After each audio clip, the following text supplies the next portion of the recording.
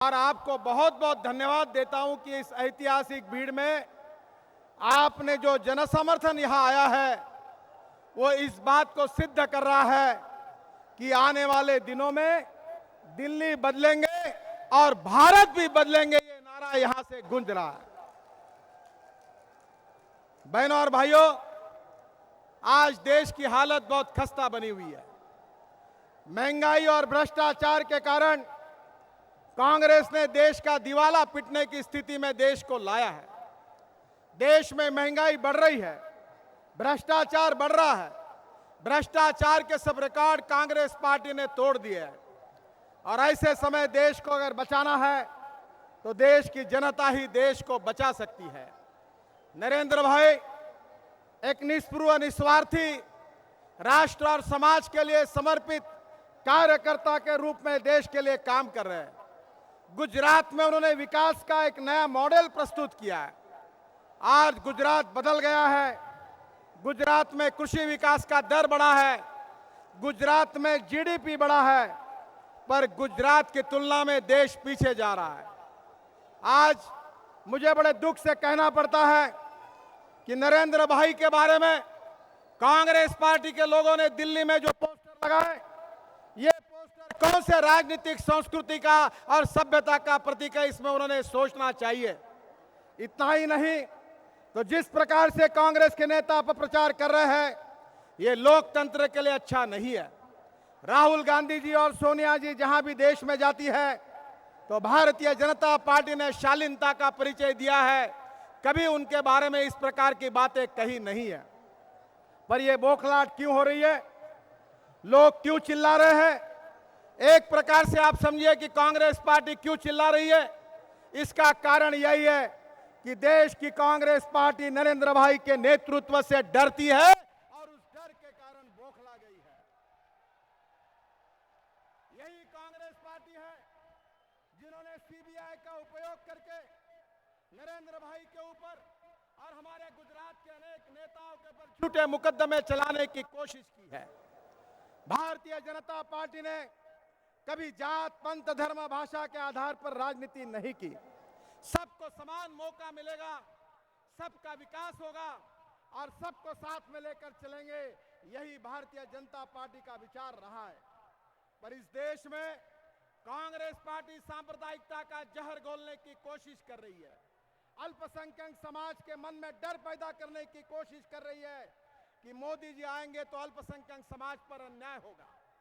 मैं आपको बता देना चाहता हूं कि भारतीय जनता पार्टी अल्पसंख्यक समाज के खिलाफ नहीं है, हम आतंकवादियों के खिलाफ है। और नरेंद्र भाई के नेतृत्व में हम हिंदुस्तान के आतंकवादी संगठनों को और आतंकवादियों को उखाड़ कर फेंक देंगे, यह निर्धार भारतीय जनता पार्टी व्यक्त करना चाहती है। बहनों और भाइयों, आज देश संकट में है। नरेंद्र भाई हो, हम सब हो, हमारे मन में यह सवाल नहीं है कि देश का प्रधानमंत्री कौन होगा, देश में कौन मंत्री बनेंगे, देश में कौन सांसद बनेंगे, कौन मंत्री बनेंगे, ये सवाल महत्वपूर्ण नहीं है। तो सवाल महत्वपूर्ण यह है कि देश हमारा कैसा बचेगा। आज सोना गिरवी रखना पड़ेगा, ऐसी स्थिति आई है। हमारे यहाँ फॉरेन एक्सचेंज रिजर्व खत्म हो गया है, महंगाई आसमान पर जाकर पहुंची और भ्रष्टाचार भी आसमान पर जाकर पहुंचा है। देश को बचाना है और देश को अगर बचाना है तो नरेंद्र भाई के नेतृत्व में भारतीय जनता पार्टी की सरकार केंद्र में लाना, यही देश को बचाने का सबसे बड़ा मार्ग है। मैं आपसे अपील करना चाहूंगा कि आप सबके सहयोग से आज दिल्ली की भी जो सरकार है, जो कांग्रेस की सरकार है, जो भ्रष्टाचार और महंगाई के लिए जिम्मेदार है, जिन्होंने 2G स्पेक्ट्रम में 1,76,000 करोड़ का घोटाला किया है, कॉमनवेल्थ गेम में 76,000 करोड़ का घोटाला किया है और कोलगेट में 1,86,000 करोड़ का घोटाला किया है। भ्रष्टाचार के रिकॉर्ड तोड़ दिए। प्रधानमंत्री की तो कोई साख नहीं रही है। राहुल गांधी जी ने तो प्रधानमंत्री को और उनके कैबिनेट को नॉनसेंस कहकर उनका उल्लेख किया है। ये देश का दुर्भाग्य है। मेरे समझ में नहीं आता कि प्रधानमंत्री जी गांधी परिवार के निष्ठावान बंधुआ मजदूर जैसा व्यवहार क्यों कर रहे हैं? वो स्वाभिमान का परिचय क्यों नहीं दे रहे? जब उनके कैबिनेट को उनको कांग्रेस के नेता राहुल गांधी अगर नॉनसेंस कहते हैं तो उसके भी बावजूद प्रधानमंत्री स्वाभिमान का परिचय क्यों नहीं देते?